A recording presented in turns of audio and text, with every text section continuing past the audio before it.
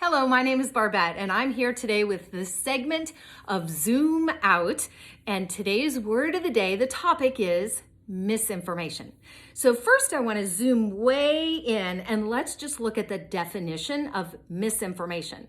The definition is that it is mistaken information or misleading information unintentionally.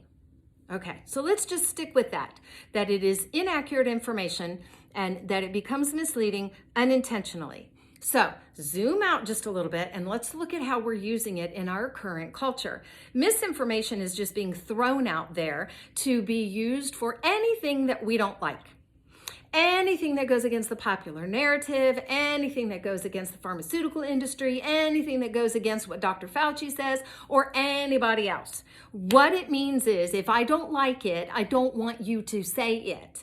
And so, zoom out a little farther, we now have, there is censorship being brought into this picture. For example, these social media platforms, Instagram, Facebook, YouTube, and now Spotify, are each asked to remove anything that could be misinformation.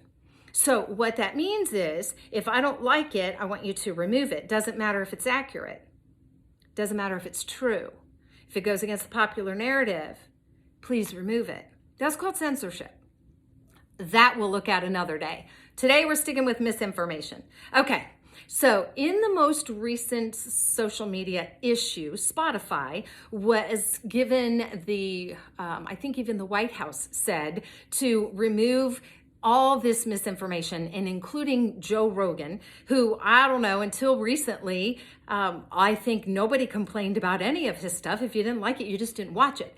But he had a couple interviews on recently that have caused some issue, and people are using, again, that word misinformation. And so the people in these interviews brought forth research studies. They brought forth articles. They brought forth scientific, factual information that is all verifiable. Some of the studies that these two men have been involved with are peer-reviewed articles, peer-reviewed studies. I could go on and on. What I'm getting to the point of is it's fact. It's accurate. It's not inaccurate. It is fact.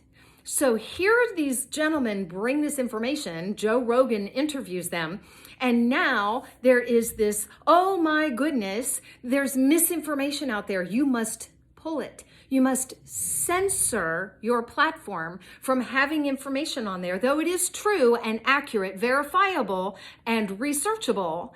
Oh, we don't want it on there. We want to get that off. Not right.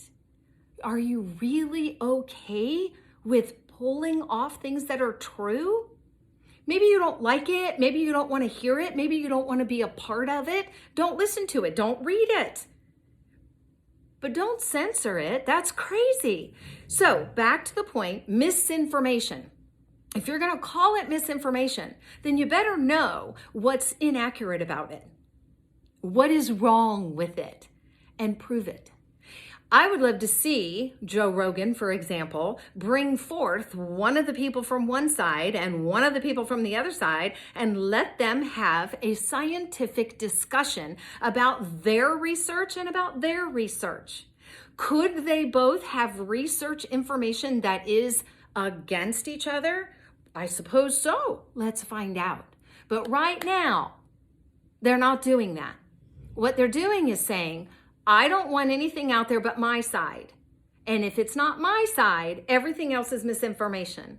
And that is not accurate.